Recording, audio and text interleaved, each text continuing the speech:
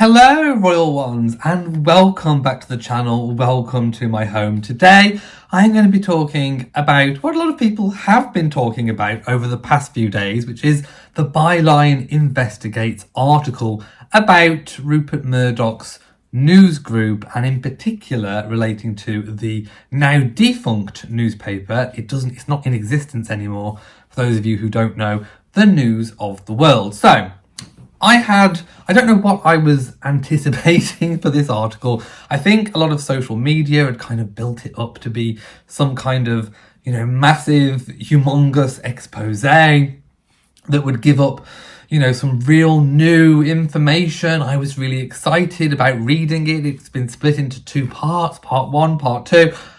So I wondered what it was all about, and I sat down literally about half an hour ago to read both parts. I read both of them in succession. Part one was just setting the scene. It was barely even worth... I don't even know why this article was split into two. Doesn't make any sense to me whatsoever. I was completely underwhelmed by the entire article. I don't know what the fuss is. If I'm missing something, if there's another part, please let me know. But I've read parts 1 and 2. I found it quite boring, to be quite honest. I mean, certainly for a British person used to the tabloid exploits, and in particular for the period that it is pertaining to, although completely, I suppose, lacking morals and good judgment, it makes no surprise to me about any of these practices. It's what went on. I'm hoping, that things have moved on and those kind of things don't happen now. I'm not very hopeful for that. I imagine this is very much still what goes on. But shocking to me, it was not, I have to say. So, let's do a little quick recap and then I will give some opinion. So part one was basically, as I said, just setting the scene.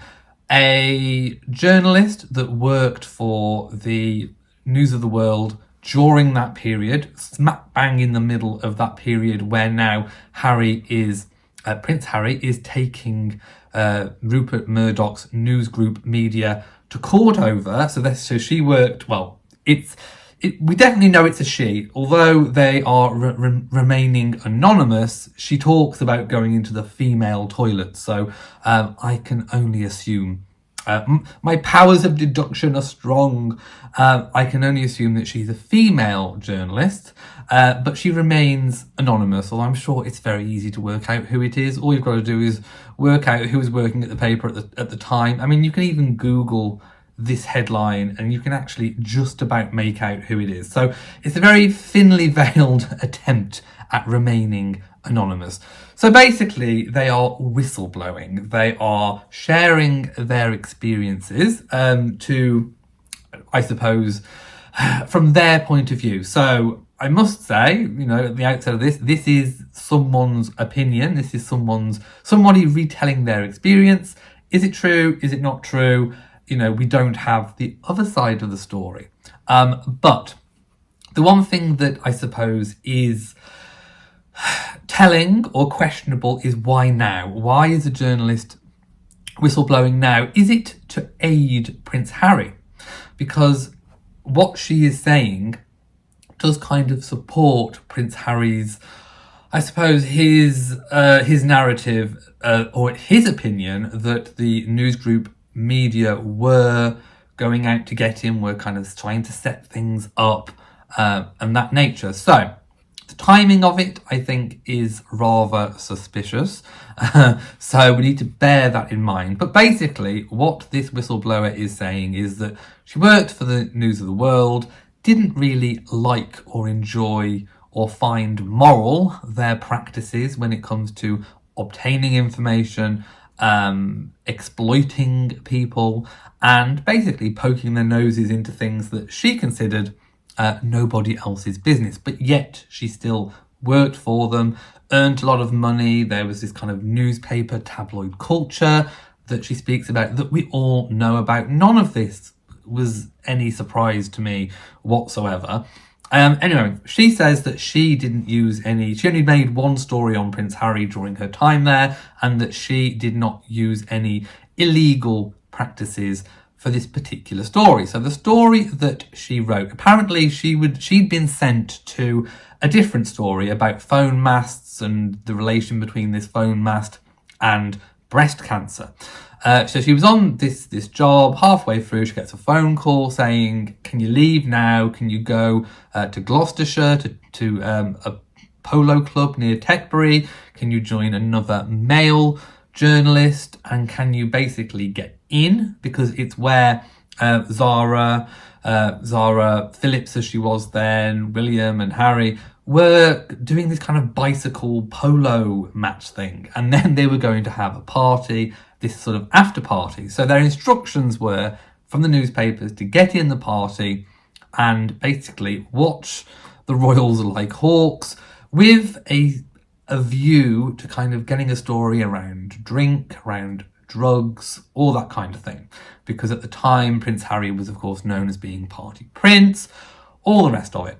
So basically, spying. They were told to infiltrate and spy, which they did. They managed to get in. They obtained tickets. They went to this after party and observed. What they found, she said, was just like any normal kind of school disco, you know, music, alcohol. I mean, Prince Harry was underage at the time. William was there as well.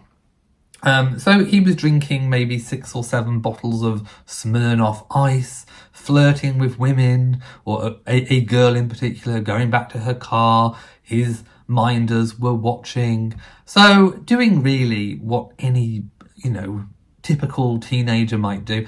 I must say I didn't. I never went through that phase. But anyway, I'm still waiting to go through that phase. I like a cocktail now, but I certainly wasn't drinking bottles of Smirnoff Ice at that age. So anyway, doing probably what normal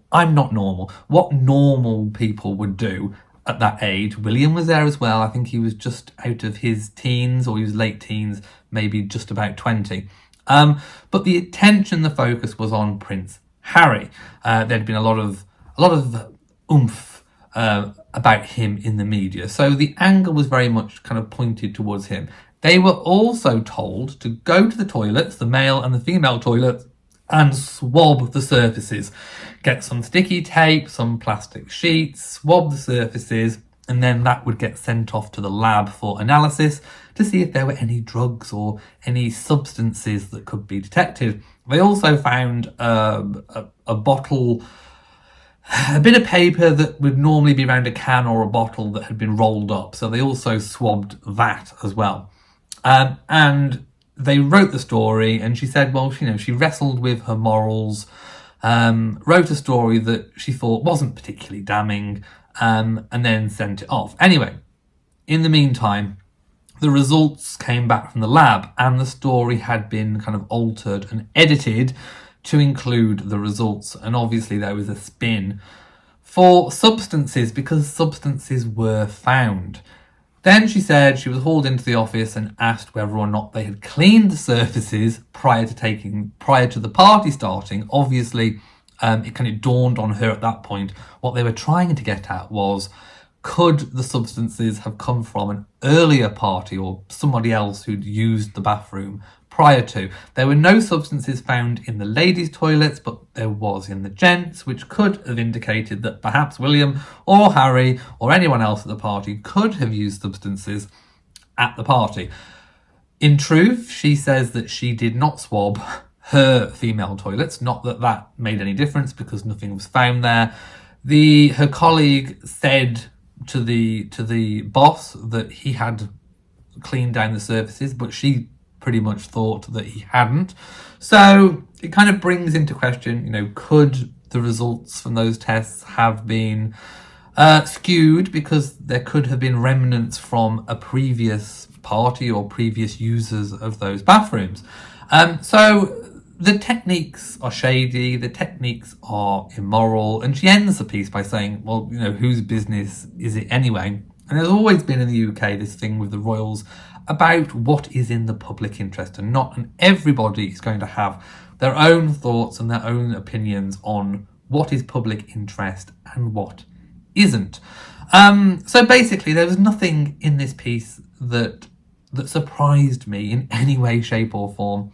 This is kind of typical British journalist investigative reporting. The News of the World at the time had, about a 12 million readership in terms of, I think that's per month, but it was a massive circulation, made a lot of money, made a lot of journalists very, very wealthy, and of course lined the pockets of Rupert Murdoch and the bosses like Rebecca Brooks at the time.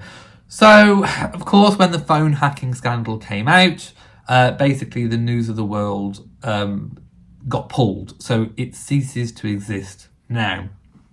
And I don't think we've ever had quite the likes again. So I think a few lessons have been learned, but we never know behind the scenes what tactics are being used to obtain the information that make it into the pages of the newspapers, in particular those headlines. I actually think I remember this story coming out at the time. And there were all sorts of stories. I mean, this isn't a one-off. There were so many. We're talking this kind of story week after week after week after week for years and years and years. Not just about the royals, about other celebrities as well, which is why we are seeing the likes of Prince Harry, Elton John, other celebrities taking legal action against the News of the World group, Rupert Murdoch's group. So there is going to be some kind of judge findings within the next 2 to 3 months. Could be earlier, could be later, but it is coming. So we will find out exactly what the judge thinks about all the information that's been presented. So that will be incredibly interesting.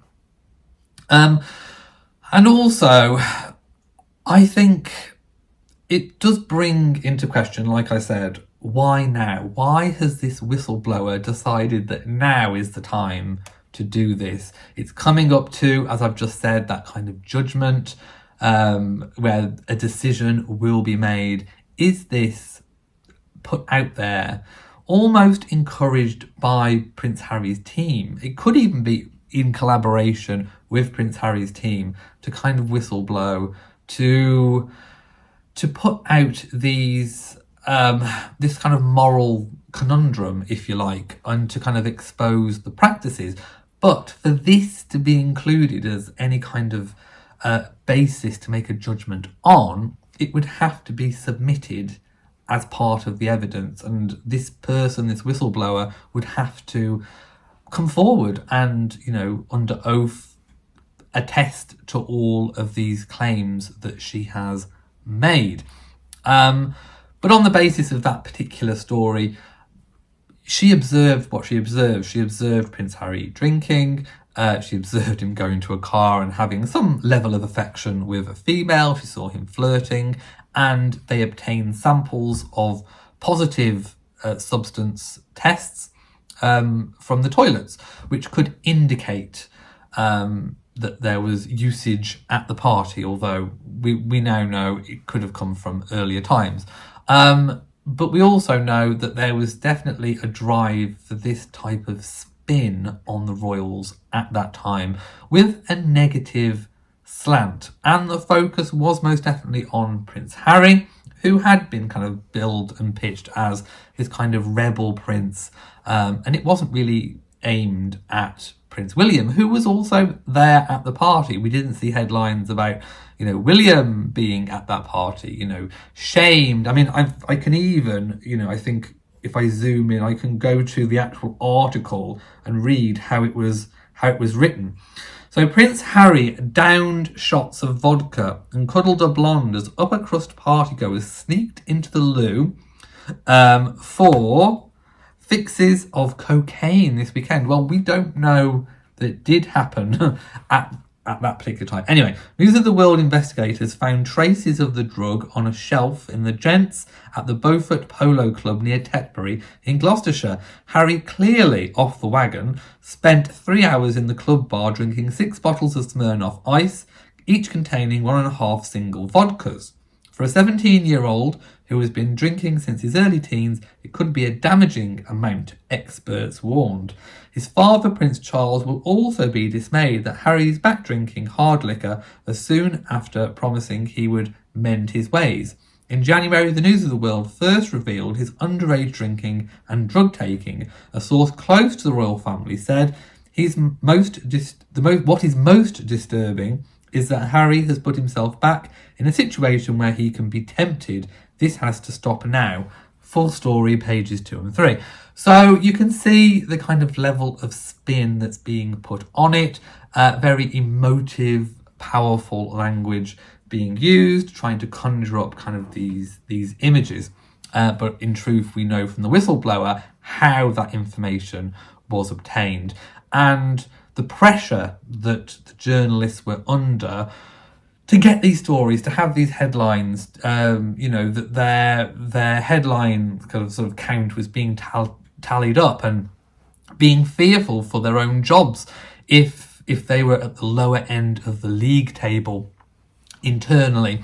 So lots of pressure around that time. I think a lot of the pressure in terms of that aggressive investigative journalism has largely subsided, but I'm not saying for any stretch of the imagination that it is over, where a journalist can get information and can use it to their advantage to sell newspapers. And of course, we're not just talking print newspapers anymore. We are talking, online media, social media. It's all there. And of course, anyone can have their own expose. If you're in the right place at the right time and you manage to catch something on your phone or a recording or something, you could write your own piece and submit it to these online organisations. So that is the kind of world that we now find ourselves living in. The upshot, I was very underwhelmed by this article. It didn't really bring anything new to the table, didn't really show anything in particular that we didn't kind of already know. So let me know in the comment section below, were you disappointed by this article when you read it? It certainly didn't live up to the hype that I was expecting. So thank you for watching this video. If you have enjoyed it, please give it a big old thumbs up. Don't forget to share on social media, and of course do hit the bell so that you know whenever I upload a new video. From me, mwah, to you all, and goodbye.